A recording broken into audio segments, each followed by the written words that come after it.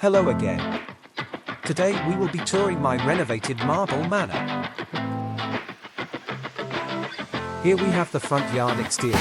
You can see I didn't do a lot here, but I added a garage on the side of the house as you can see.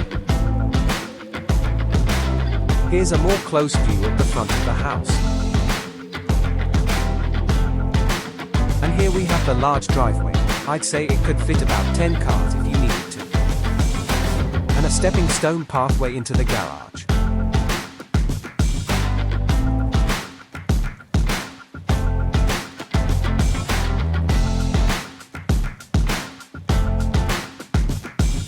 Here is quite a nice outdoor sitting area.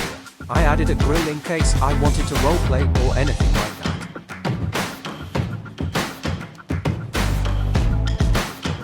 And you can tell me if it's weird or not, but I added a custom-built shelter for the bins, or trash cans for everyone out there who is from America.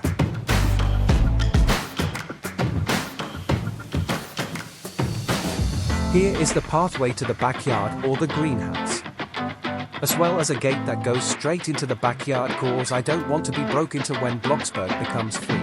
As you can see, I made an absolutely huge backyard behind the house, and in case you didn't know, this house didn't originally come with a backyard. Feel free to take ideas from this backyard if you want to make your own.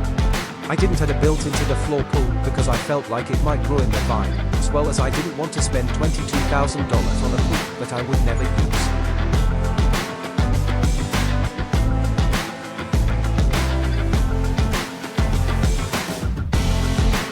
Here we have yet another sitting area as well as yet another sheltered one. Honestly, I did kinda copy and paste it from the front, but don't tell anyone.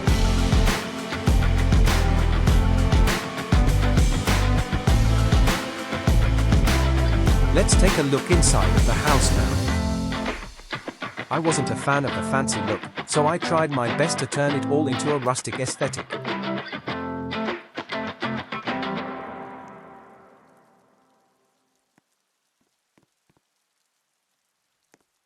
I kept all of the visible wooden structural beams on the roof as you can see. And here we have the greenhouse.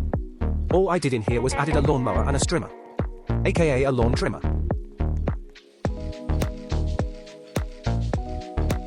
This is the kitchen. I upgraded the fridge and actually made a custom working water dispenser. If you would like to learn how to do this, just drop a comment.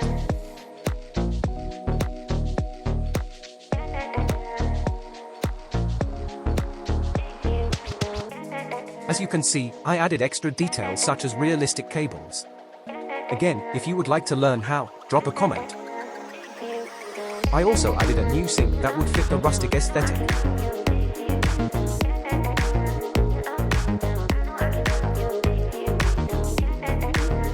I did keep the original piano, as you will see the same with other parts of the house later on.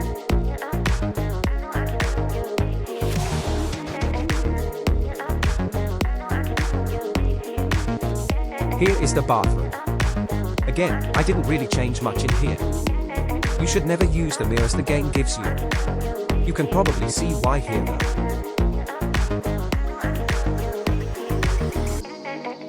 Here we have the utility room, with a hatch that leads you into a basement. The basement isn't finished, so I will edit out that part. And here we have the garage. It is quite empty as at the time I ran out of money, and it is the least visited room in the house.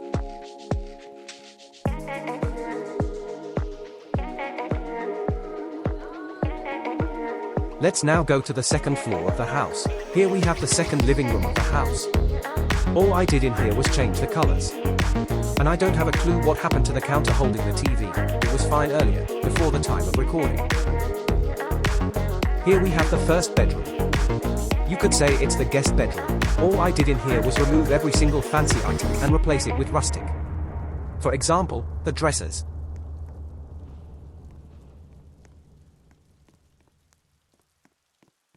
Here's the children's bedroom, or the second bedroom. This room is equipped with 2 beds, so it is a twin bedroom. It has a computer as well, but it's an old-style computer as small children under the age of about 8 probably don't need full-fledged gaming computers. Here we have the in-suite bathroom. It has 2 working sinks, 1 bath, shower mix and 1 toilet.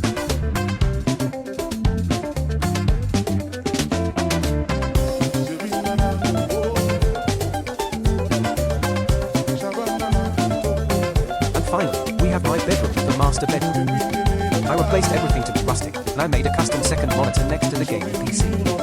I could have afforded the 3-monitor PC at the time, but it would not fit on this desk.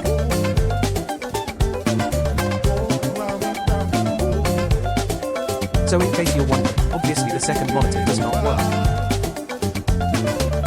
And then, the small master bathroom. It has 1 toilet, 1 shower, 2 sinks and a mirror.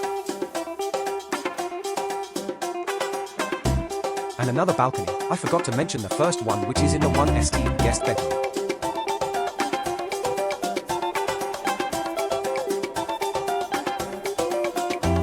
That is the end of this tour, so we will now go back out.